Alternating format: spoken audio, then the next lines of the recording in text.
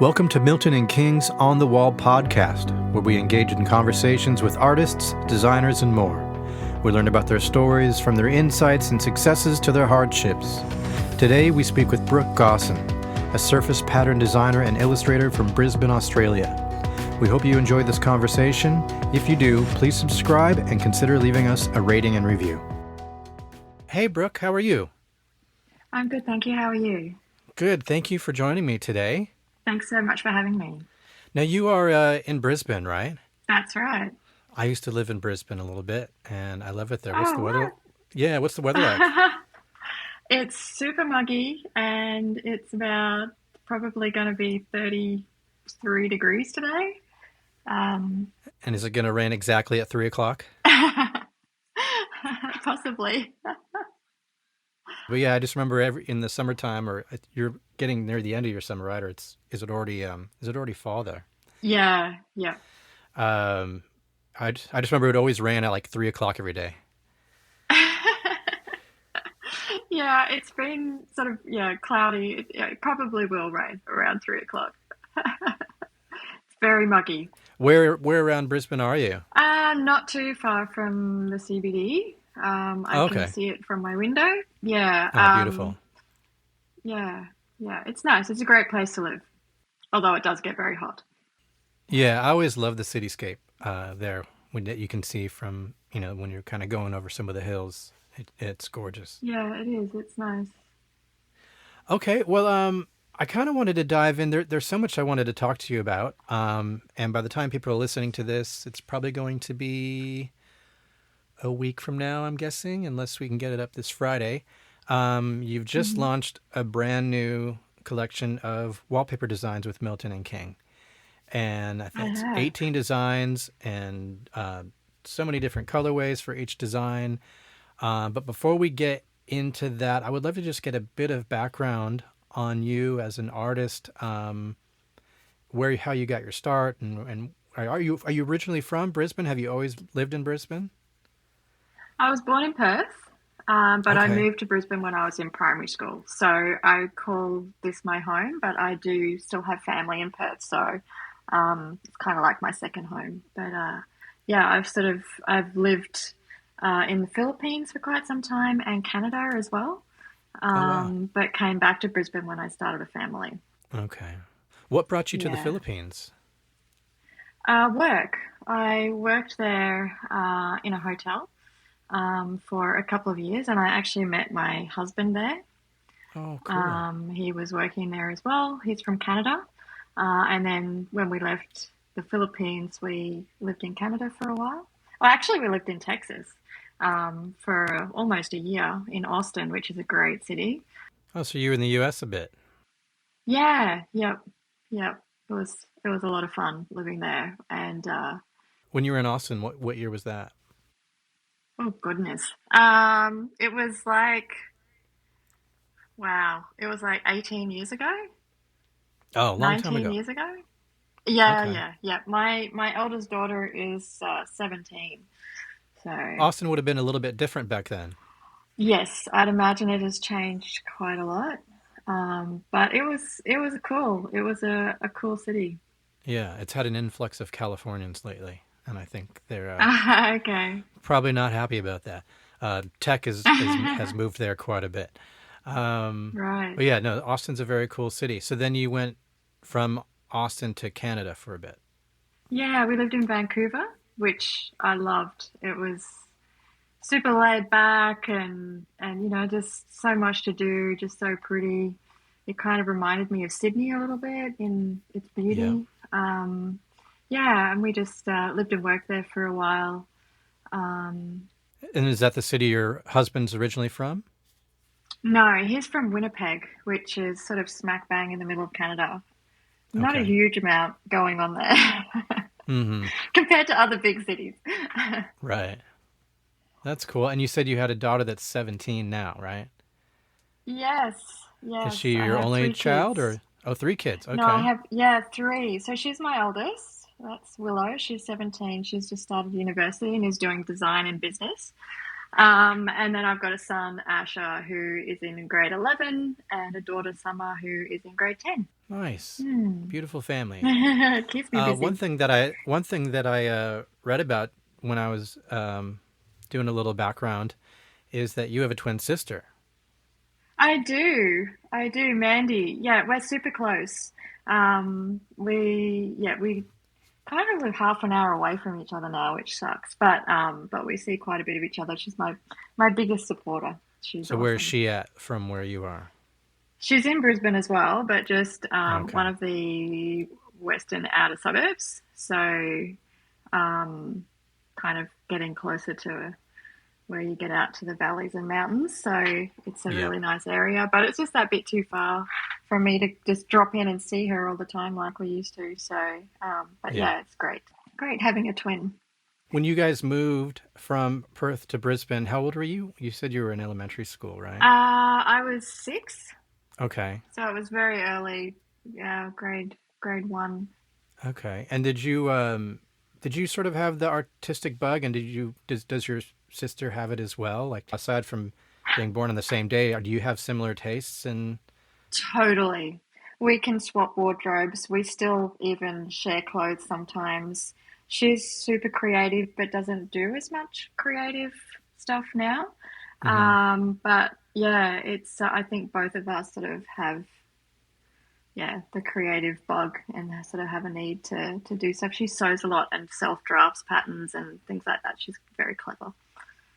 do you have an artistic family in general? Are your parents artistic at all? No, they would say they're not. So I'm the only one that really has followed this kind of path. hmm Yeah, yeah. But in saying that, I think that a lot of people sort of fall into doing things that don't keep using their creative muscle, and so then they think they're not creative when actually they are. And I think I just sort of followed my passion, um, where sometimes I guess I don't know, as you grow up, you don't do as many creative things, or you don't take art in high school or whatever. And even though hmm you still have that creativity. So you think you lose it, but actually, I believe that you don't.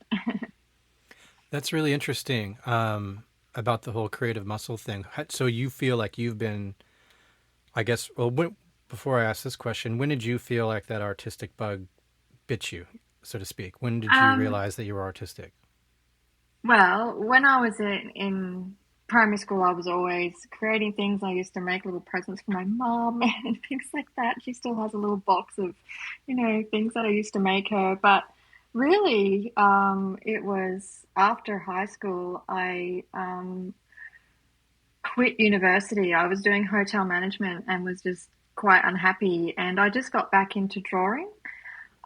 And then I applied for fine arts and was accepted into that. That was Hmm. in Perth. And that was when I was like, wait a minute. Yeah, I need to keep doing just keep creating, because that's what truly makes me happy. And when I'm not creating, I actually feel like I'm missing a part of myself. So yeah, it was definitely in my early 20s that I realized that um, I need to flex my creative muscle in order to, yeah, be happy. So That's a very common thing I hear from a lot of artists that you can almost fall into a depression if you're not using that creative oh, spirit within you. absolutely. Absolutely. That I was kind of in a bit of a deep, dark place at that time. I think I was quite miserable. And in hindsight, hindsight is always such a great thing, isn't it? If I knew I had realized sooner, I wouldn't have sort of, reached that kind of point where I was deeply unhappy. So, but it definitely helped bring me out of it. So when you were going to school for hotel management, did you Mm. still find yourself creating on the side, or did you No, have that sort I of break, or were stopped. you always doing it? Oh, you did stop. I stopped. I stopped while I was doing that. I went back to university. I was studying, and then I got a job in the Philippines where I met my husband. And while I was there, I'd stopped as well. And it was towards, the end of my 2 years there, or 18 months, however long it was, that I bought all these paints because couldn't take everything with me, like I sort of, and it was so long ago that you didn't really, there was no iPads or anything like that to make things really convenient to draw digitally or anything. So, yeah, I just went and bought a heap of paint, bought some paper and canvases, and just kind of started creating again. And then when I moved to Canada, or actually to Austin, I started taking online courses to digitally create art, and was doing Photoshop courses and Illustrator and things like that. And that was when I really got back into it, and yeah, just created endlessly. So what was it that, where did you do the hotel management school? Was that in Australia or was that in the Philippines? Yeah, that was in Australia, in Brisbane. So then what made you go, okay, like I'm going to go to the Philippines and work? One of my best friends, well, a couple. Still my best friends to this. One of my best friends to this day. They live there and work there, and Claire gave me a job. I wasn't at uni anymore doing fine arts, and I was sort of a bit lost. Didn't know what I was doing. Didn't know what I wanted. And she was like, "Come and work with me for a bit in this hotel." And I was like, "Okay, let's do it." And so I moved over there. I sort of went with a suitcase, and ended up living there for almost 2 years, and met my husband. So, Okay. yeah. So you almost felt like you needed an adventure, or you were in a slump and you were like, well, I'll just go try something different. Yes, absolutely. And it was the best thing I could have done. But then, as being there for 2 years, at some point, there was that itch that said, "I'm not doing what I should be doing." Yes, yes, exactly. Because although I moved there, and I got this amazing adventure and did heaps of traveling while I was there and everything, I was still doing a job that wasn't fulfilling to me. And I knew it was just a stepping stone as well, and that it had an end date, but I still wasn't sure. I guess I wasn't comfortable in my own skin. I didn't know what I wanted. Um, yeah, so I guess I had sort of reached a point again where I was not entirely happy. Again, that not flexing my creative muscle, and listening to that call within myself where I needed to create to be happy. Um, yeah, so I was a bit lost. Yeah. But no regrets either, because it's where I met my husband, which has brought me a lot of happiness. So Yeah, but it also, I think, clearly, just with what you've said already, it taught you a bit of wisdom about listening to yourself, and because when we started this conversation, one of the things you had mentioned is, well, sort of two things that you mentioned was, one was, um, you have to keep your creative muscle going. Like, you should never stop. Don't stop. Doing what it is that mm, you love. Don't lose your passions. As so many mm, people do. Trailing off to this or that or something that they're not really passionate about. But then yeah, at the same time, you had that lull in your life, and you realize that was, even though you have no regrets, you realize that not doing what you needed to do or what you should be doing, ultimately really wasn't healthy for you and your yeah. happiness. I'm a Um, bit of a slow learner though, actually, because even after those couple of times where I sort of hit these low points, once I was married and we'd moved back to Brisbane and we were living here, I had 3 kids in 3 years and I wasn't creating anything, and I got really miserable. And yeah, I had postnatal depression. It was a really, really low point. And again, I just didn't see it coming, and didn't realize that it wasn't, in part because I wasn't being creative and that kind of thing. And eventually I realized and went, oh my God. And that was when I started, I bought an iPad, and I did an online course about color, and I just got right back into it again. And it brought me out of my depression and everything. It's yeah, I can sometimes be a really slow learner, but now later in life I've definitely picked up that yes, I just need to be creative to be happy, and I recognize any signs sooner, I guess. yeah. Well, that's, I mean, yeah, you learn as you live, I guess. And Yeah. so how long was that full lull in not being artistic? It was from the 2 years you were in the Philippines, and then 3 years of you being back in Australia before you really sort of got back into it. So like five or Yeah. 6 years or Yeah. so. It was probably about 4 to 5 years all up. Mm-hmm. And then I just started doing little things, just, sort of doing some collage and things like that. And once my kids were old enough to start kindy and primary school is when I fully got back into it. And that was when I bought the iPad, and that was a total game changer for me, being able to just do things on the couch at night when I was really tired with little kids, Mm-hmm. and that was when I fully got back into it, and there was just no stopping me after that, and that's when I sort of started my design business and creating an art for licensing and working with lots of amazing clients and collaborators. When you said before you'd went to the Philippines, you did a little bit of art school, right? You were in fine arts, Yeah, I did. I did fine arts, majoring in printmaking. and so how you said, but you stopped going to school. How many years were you in school before you stopped? About a year. So Okay, I and then didn't finish, yeah. so you didn't finish there, but you did eventually go back, Well, or I've did just you done online courses classes? along the way. Not so I didn't graduate from university, but I've just done lots of other courses along the way. Like I've done a certificate through what we call a TAFE college here, which isn't quite Mm-hmm. a degree. It's more of a diploma, I guess. And then I've done lots of online courses. That was how I taught myself how to use design programs because I was doing printmaking at art school. I didn't do any computer programs, so I basically had to teach myself all of that. So I did all Yeah. that on Skillshare, and it was excellent. When Skillshare first started, I was right there learning how to use. Well, no, actually, it was not Skillshare. That came later. I don't know. I did courses somewhere for Illustrator and Photoshop, but then once Skillshare started, I did a couple of surface design classes to help me work out how to make repeat patterns and things Mm-hmm. like that. Yeah, Yeah. and it was excellent.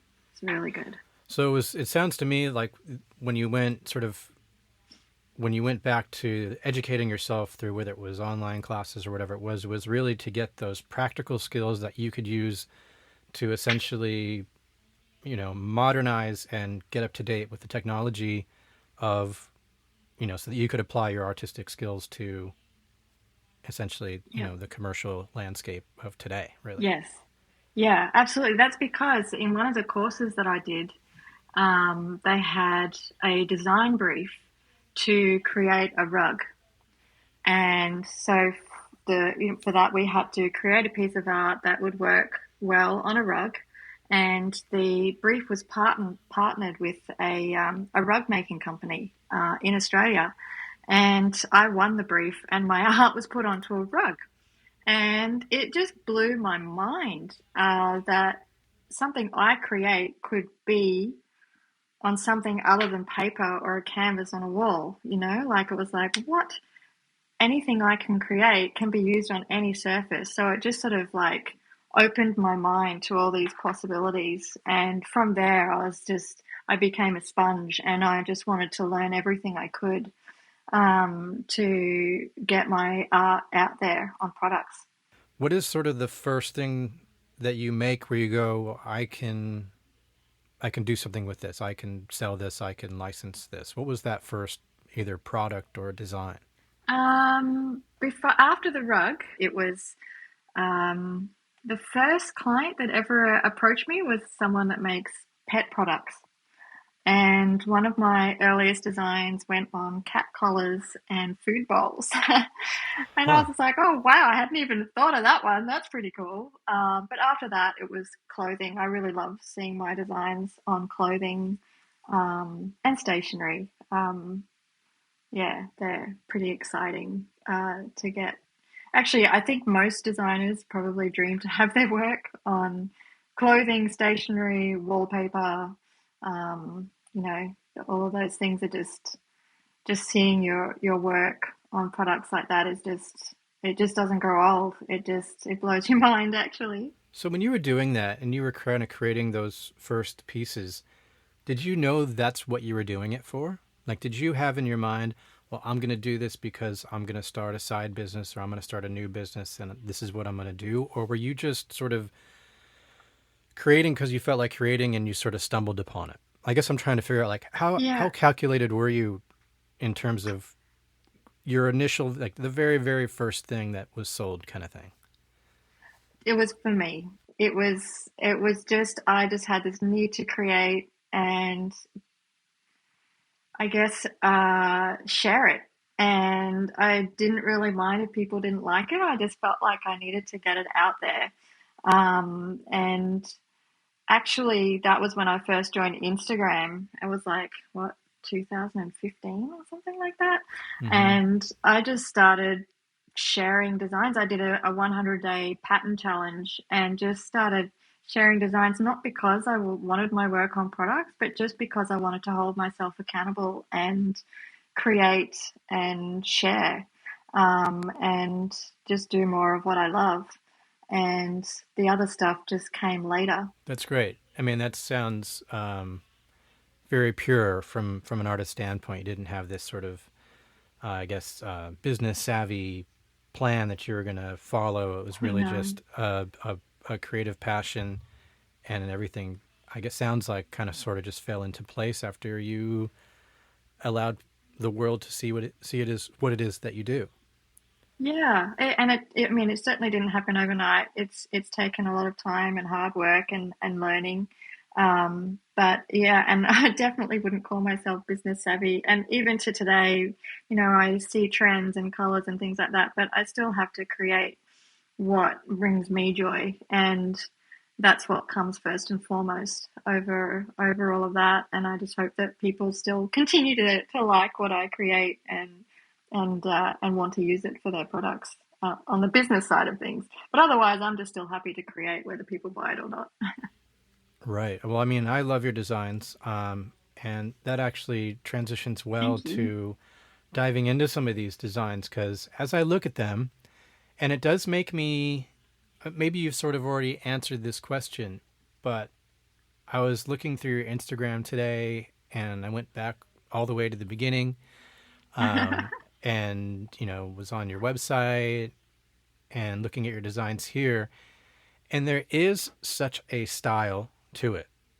Yes. I went way back, I get, like you said, to 2015, and I saw some of the same similar designs. The only thing that I thought was maybe different were some of the color palettes. In the very beginning, Mm, there was some more like black and white. There wasn't as many pastels, maybe, yeah. but it really sort of feels. I mean, it's so stylistic and so unique to you that it actually makes me wonder. When I was looking at it, I thought to myself, did you have in mind any sort of you sort of answered this already because I feel like the answer is no, I didn't have this in mind, but I guess I still have to ask.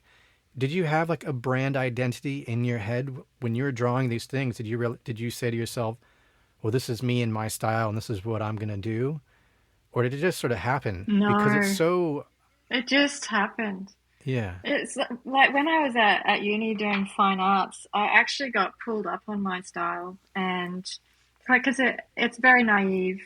I don't draw too true to life. I mean, I can do that kind of stuff if I really want to, but I guess it's just not what brings me joy. I just like a more simple and naive and colorful, fun style. And when I was at uni, one of my lecturers was like, "Yeah, you can't keep doing this, and kind of just bagged me a bit about it." And I was like, "Oh, okay, thanks for the support." And I get that you do need to explore different styles, which I did, but I guess my style just always came through in everything I did. I always just simplified things and brought it sort of more back to its essence, I guess. And Yeah. yeah, in hindsight, he probably could have been a bit kinder about it, but it also made me just kind of say, well, stuff you. I just gotta, I'm gonna keep doing what makes me happy. And there's nothing wrong with that, I think. No, there absolutely isn't. It's funny. It always made me wonder, like, oh, I wonder if Brooke ever, just for the fun of it, is painting a landscape on the side, but it's just something that we never see because it doesn't not fitting in with your brand. But it sounds to me like you don't even really bother with that stuff because it's just not stuff that speaks to you. You are Yeah, just staying true to exactly what it is that you love and the things that you like to draw. yeah.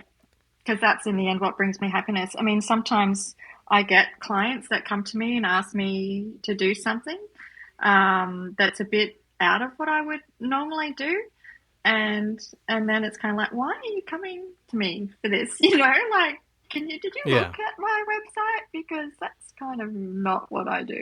Right. So, and in the beginning, I used to say yes to people like that, just to, I found it really hard to say no, but also just to, to get more clients and that kind of thing. Where now it's just kind of like, yeah, I don't think I'm the right fit for this. If I can, I'll recommend someone else. But I don't want to draw what I don't, like people now come to me because they see my style and that's what they want. Even when I tailor it to the brief that they give me, it's still they want my style to come through with that, and that's the ideal client. And if someone doesn't want that, then it's like no. Yeah, you're barking up the wrong tree here. Yeah, but there's a lot of designers that do um, create to what people do and go with the trends and do that kind of thing. And that's what they love doing because they like the variety. And that's totally fine too, like I can respect that. I totally get it. I mean, some people probably get really sick of seeing me create, similar vibe things all the time. Mm-hmm. You can't be everyone's cup of tea, I guess, and that's okay. Right. Yeah, you have to be comfortable. It's not to knock one way or knock the other way. It just depends on what speaks to you. Yeah, It's exactly. yeah. I did notice that when I was going through your older Instagram, there were a couple of kind of scenescapey kind of stuff. There was one that looked like it was a car going, and there was like a sunset, and then there Oh was one that yeah, was like yep, a beach scene or something. yep, yep. But it was still done totally in, I would say, the same style as like the happy like a holiday Yeah. design, the wallpaper design. It was still very much your style, but it was a different sort of thing than what I'm used to kind of seeing from Yeah. you. So it must have been quite a while ago when you were, I guess, just experimenting on different things and Oh, some of them are more recent, actually. There's some where I just did a few last year, actually, of really colourful beach scenes or a flower farm. okay. Um, because I do really love illustrating. Um, and I was trying to get back into doing a bit of that after it because most people want me for patterns, but I was sort of missing just illustrating for the sake of illustrating. So Hmm. yeah, I sort of started doing that more, and it actually brought me quite a lot of work, which was really good. Oh, It was cool. so now I'm kind of that it has expanded my practice, so I don't just license patterns. I also license illustrations, some abstract artworks. I kind of do a bit of each of it now, and but all of it, still feels true to me. So That's great. Going through the designs here, I was just looking. So we have about, I think it's 18 designs.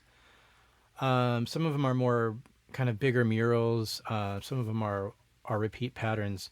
One of the things that I was noticing when I was going through your Instagram is, and it's my favorite posts that you do are the ones that you said. Is it an iPad yes, that you have, or is it a yeah, different it's an tablet? iPad. It's just the big iPad Pro. Okay, so you have your iPad Pro there, and you're essentially kind of just drawing in real time. Yeah. Um, and it's so cool to see it being created, and it's uncanny that it's already in your style from like the first couple of strokes of that you're using of that digital. I guess it's a digital pen or something. Yeah. Um, it already looks like very much like yours, like your thing within the first couple of strokes of whatever it is that you're drawing. It's so cool. Did you draw all these patterns that we're using for the wallpaper in that way, using just straight to the iPad? No. There was a couple of designs that were from collage, with some just, yeah, paper cutting and laying out shapes. Oh, But really? then I digitized them after that and added color and changed them around a bit. And some of Okay. them, like rough ideas, are just done in my sketchbook or on a piece of paper, and then I go to my iPad and go from there. But a lot of my work does start digitally, just because as I got busier, it really streamlined my process to start on my iPad, and you can use it as you would paper or canvas. There's just so many tools you can use to make it look real. So, So it's was sort of like a no-brainer at some point just to use that mostly. so what are the tools that you're using? So you got your iPad. What's the program that you use to draw in? Well, a lot of the designs I used for the wallpapers were used in Procreate, and then digitized on my desktop in Adobe Illustrator. But also a lot of them I used Adobe Fresco, which is a newer app, and it talks directly to my Adobe programs on my computer. So it sort of streamlined my process even further. And I can send files from Fresco to Illustrator or Photoshop to finish them off, and I can actually go at a bigger scale. I just find it generally easier to use. Um, Mm-hmm. yeah, but yeah, I guess most things start on my iPad, and then I take them to my computer to finish them. Now you said you had a couple where you sort of did what you said, like a pencil sketch or something first, right? Yeah, yeah, So when you do that, are you scanning it or taking a picture of it, or are you just sort of having it next to the iPad and sort of copying both. it as you're looking at it? Yeah, both. Sometimes I'll scan it in, or take a photo of it, and then I'll just sort of reduce the opacity in the design app I'm using, and then start over.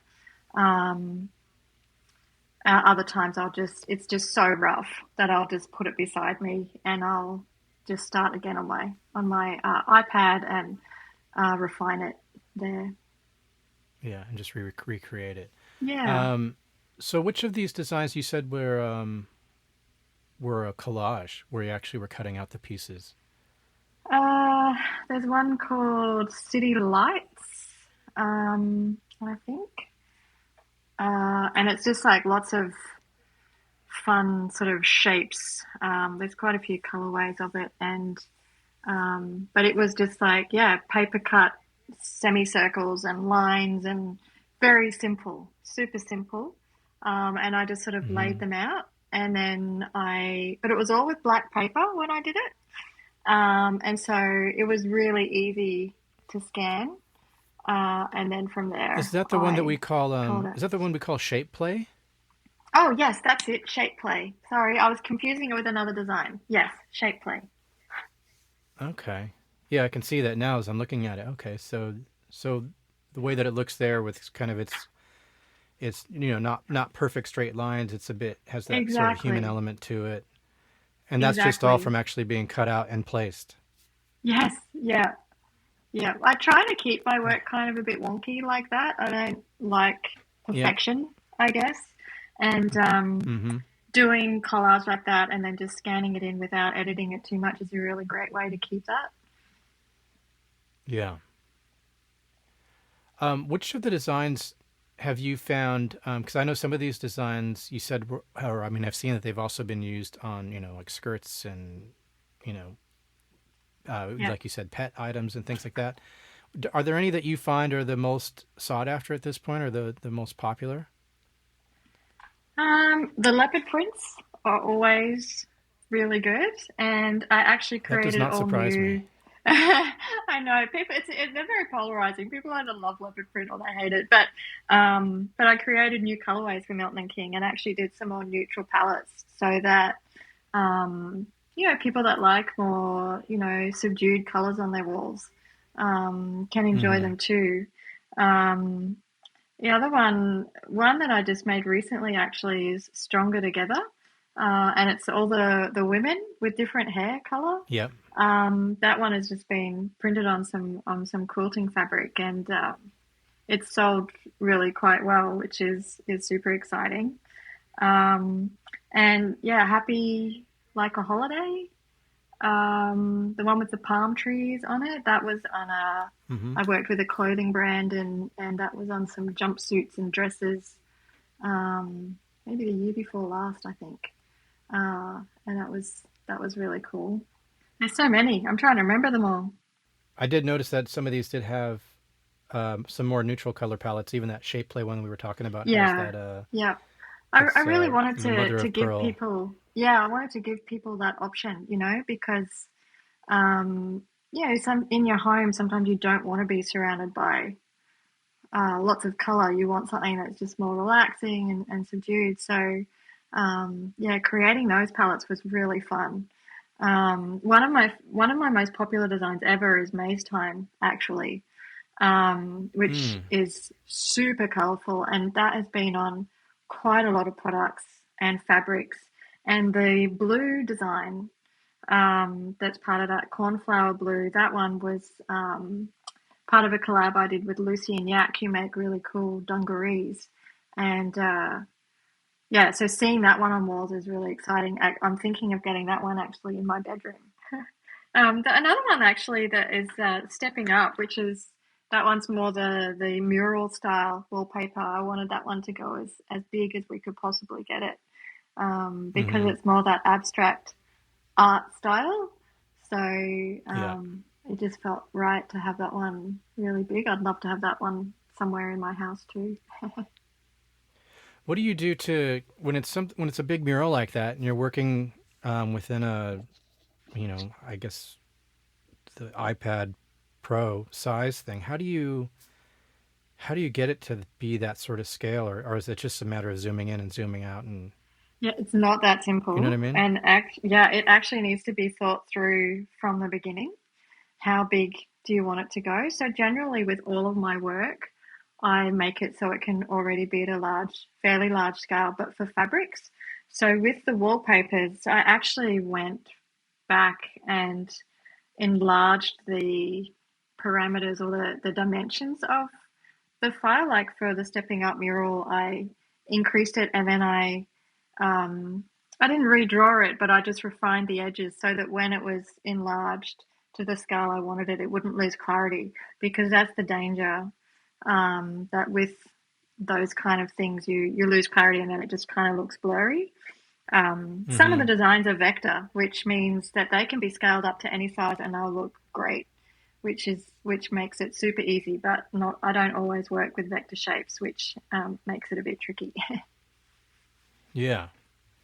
Yeah. So the stepping up mural, it is sort of it's got all sorts of rectangular shapes, but then there's versions where it's got stripes in behind it or in spots behind it. Mm, Um, yeah, it's definitely a cool design. I'm definitely interested in seeing where people put that up because it's yeah, over two or it's over 6 panels.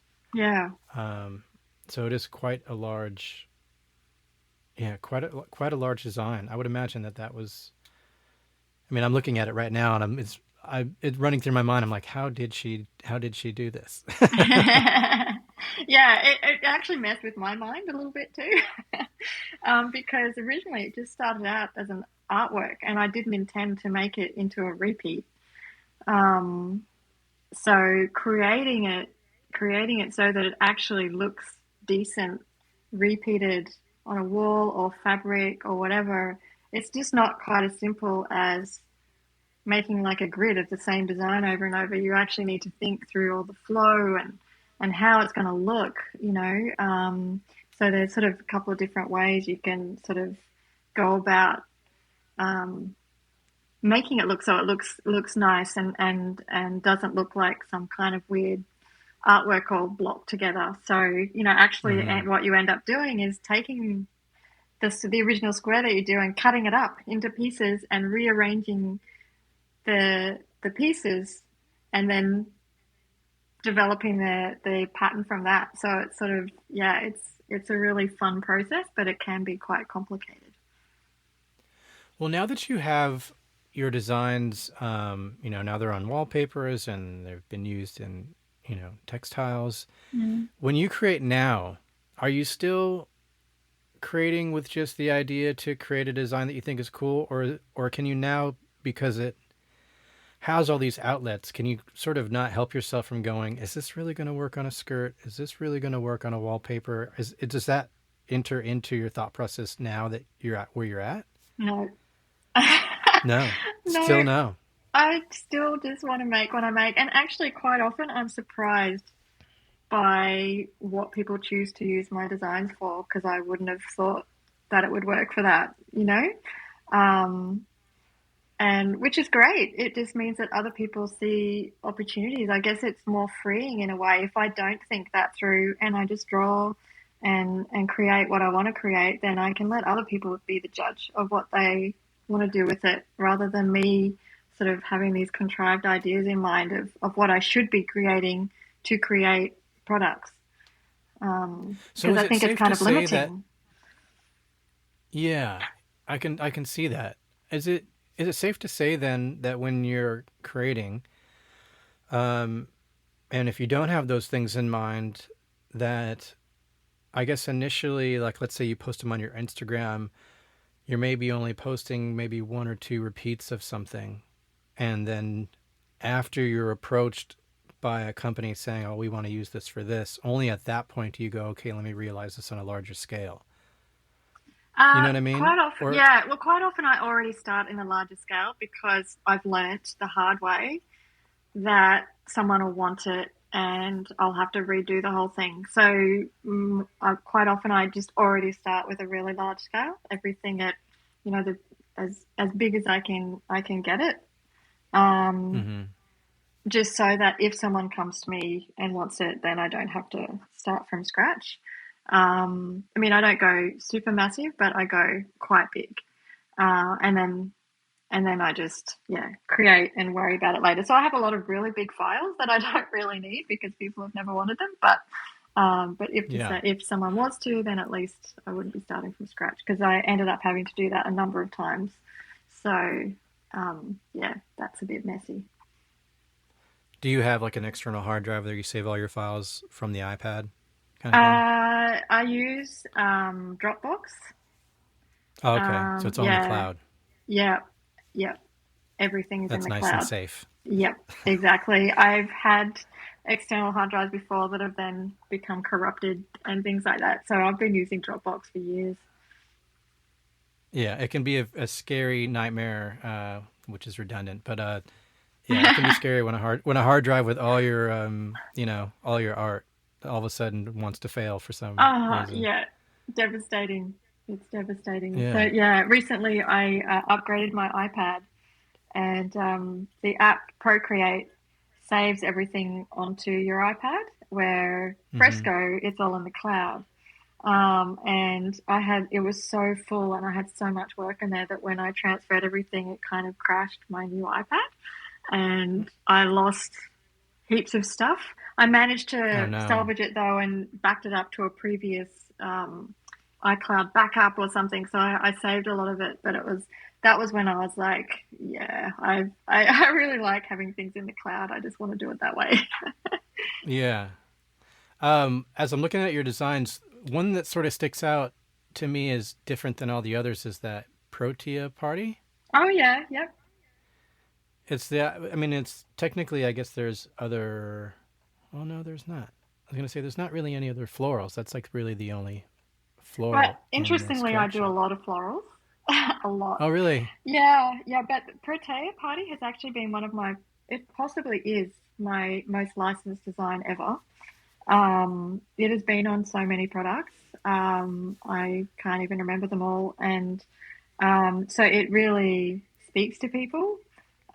Yeah. Um, yeah, because it is kind of fun. But yeah, I love drawing florals. I do a lot of florals. Maybe down the track, we'll add some more designs to the Milton King range. I'll add some other florals. It'd be great to see. Yeah, I'd love to see it. Um, do you? I mean, since you're sort of marching to the beat of your own drum and you've got your own style and it's really worked for you and kind of creating even unintentionally a very specific brand for yourself. Do you ever pay attention to kind of what's going on out there, trends or anything like that?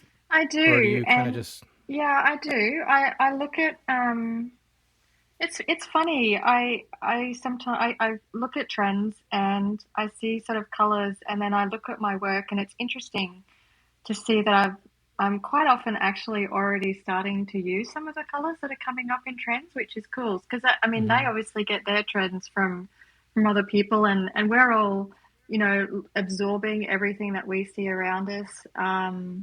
So yeah, it's actually kind of cool to see and sometimes I do let those colors uh, yeah, I guess I start using them a bit more in my work in my own way. Mm-hmm. Sometimes it might not be as punchy, or like one year there was a purple color that was really popular. I can't remember. I think it was called ultraviolet or something with Pantone. I was like, whew, that's really intense. But I was using, more of a lavender sort of color instead, and just sort of Mm-hmm. I guess it's just a matter of, looking at it and taking it in and then saying, how can I do this in a way that feels authentic to me?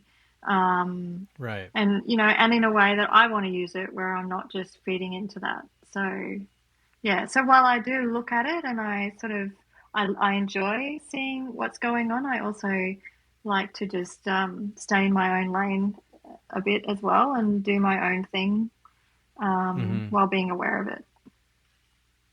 I like how, in describing your art, you called it naive, Mm. um, which sounds like usually that's something you say is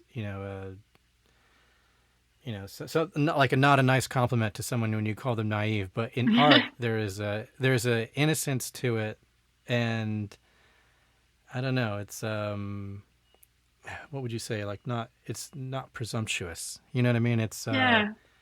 Yeah.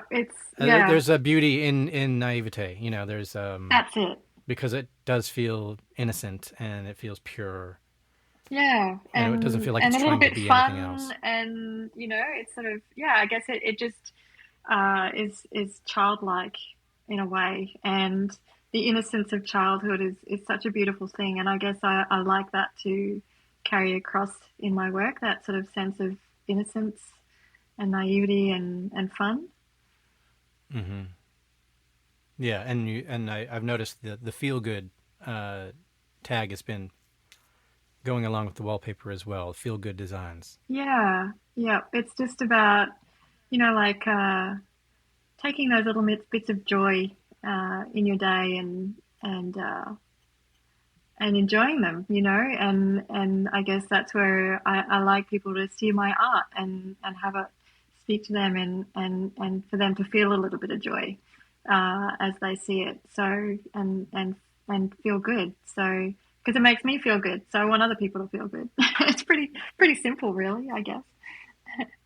Yeah, but I guess that's the beauty of it is the simplicity of it. Yeah. Do you ever get any feedback from your kids on your art, or even like your twin sister? Do you ever show things to her and she ever gives you feedback, or do you kind of just You know, do you shut uh, everybody out?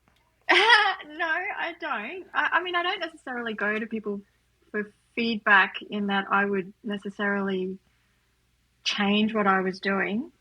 Um, but sometimes my sister doesn't like my designs, or like she buys some of my fabrics, but there's some that she would definitely not want, and that's Uh huh. okay. And my kids, they just love everything I do because I'm their mum.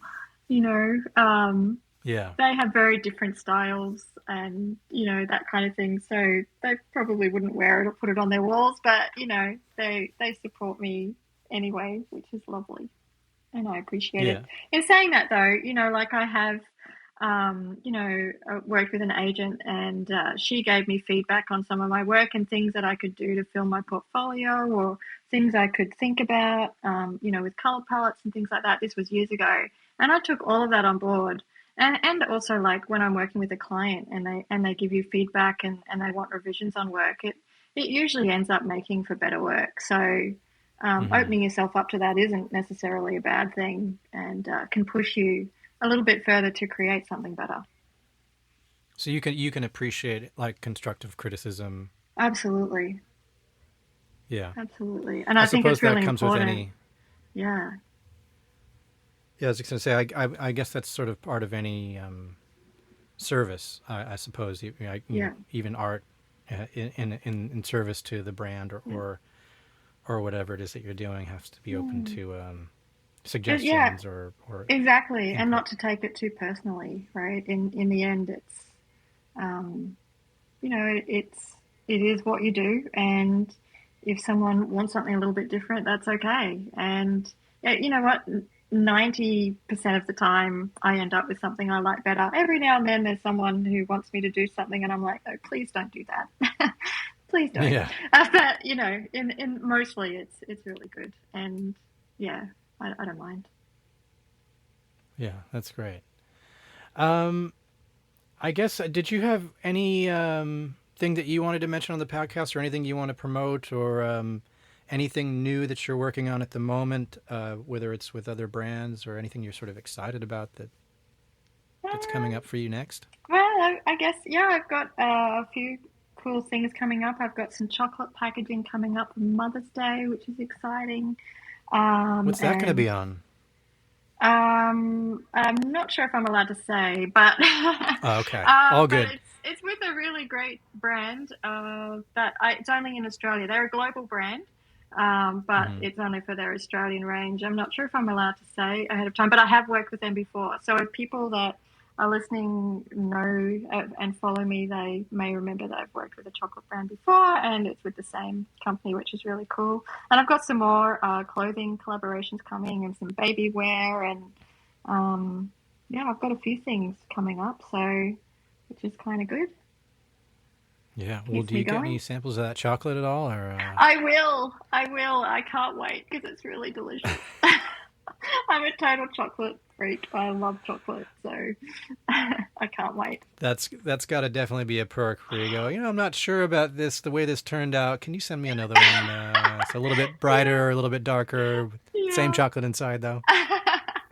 Oh, if only I could do that with them. Oh, actually, it was really good because last time I worked with them, it was for an Easter product, and then they sent me chocolates at Christmas as well because I worked with them. It was, oh my goodness, it was Oh, so good. nice. I was so happy about that. Hopefully, they do that this year too. So, are you a milk chocolate, dark chocolate, white chocolate? What's your favorite? I love milk chocolate. I All chocolate. generally try and avoid dairy though, so I do eat a lot of dark chocolate. But when it comes to what Okay. I really love and what I really wish I could have all the time, it is milk chocolate. There's a New Zealand brand Hmm. called Whittaker's that is just the best chocolate for like a block of chocolate, like as opposed to, like Mm-hmm. Cadbury or whatever. Whittaker's chocolate, Yeah. if you can ever find that, highly recommend. Yeah. It is good. I've had it. I'm so Oh, I okay, always okay. lean towards white. I lean towards white chocolate when everybody goes, "It's not really chocolate." And I go, "Yeah, I know it's not technically chocolate, It but has I its love place. white chocolate." Yeah. And then there's the caramel, Uh, right? That's pretty good too. yes. Oh well. I mean, don't get me started on white chocolate with caramel because there's a lot of that coming out. Yeah. Yeah, yeah. I'll go off on a whole tangent on that, and we don't want to get into that. But yeah, no, that's great. So you got stuff on some packaging, and you said Mm, some babies' clothes, and so a lot yeah, coming up for you. yeah, yeah, So where can people go to if they want to see your Instagram? Is it? I don't want to butcher your last name. Is it Gossen or yeah. Gossen or Gossen. Yeah, Brook Gossen?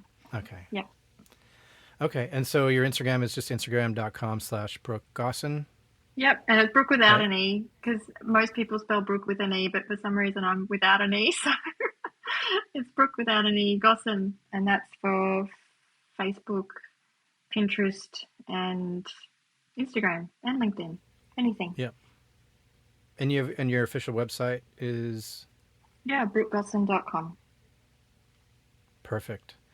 Well, thank you for joining me today. It was lovely to talk to you and just learn your story and just kind of hear all about your process Thanks and so much for having me, yeah, Chris. just dive into your designs. It's been really great. They're brand new, and so I'm really excited to see. It always with wallpaper, it always seems to take a little bit because it's not like I guess any other product when I think about it, Yeah, where because it's going into people's homes, there's always a long time before people look at it and then they decide, and then Yeah. they get samples, and then by the time they make a date to install stuff, and some of it's a Oh, it bigger can take project. They got to ages. remove the furniture, and yeah, Yeah. so a lot of times it can be several months before we really see some of the designs coming back in pictures on Instagram, or on people's walls, or Mm, customer reviews and things. But right. I am really, really excited to see some of this stuff come back, and people to share it on their socials, because I Yeah, me think there's too. some really lovely designs that I think are going to be absolutely Thank you. transformative for a lot of people's spaces. So Awesome. really, Thank really you. cool stuff. I'm really happy that you're part of the Milton and King family. Thank you. I'm happy to be a part of it. It's exciting. Yeah. So we'll hopefully we'll talk again, and whenever the next batch of designs come out or something like that, we'll hopefully Yeah. get ahead of the release next time. And Yeah. yeah, it's been That'd be awesome. Thank great. you so much for setting some time aside for me today. I really appreciate My it. pleasure. Thanks, Chris.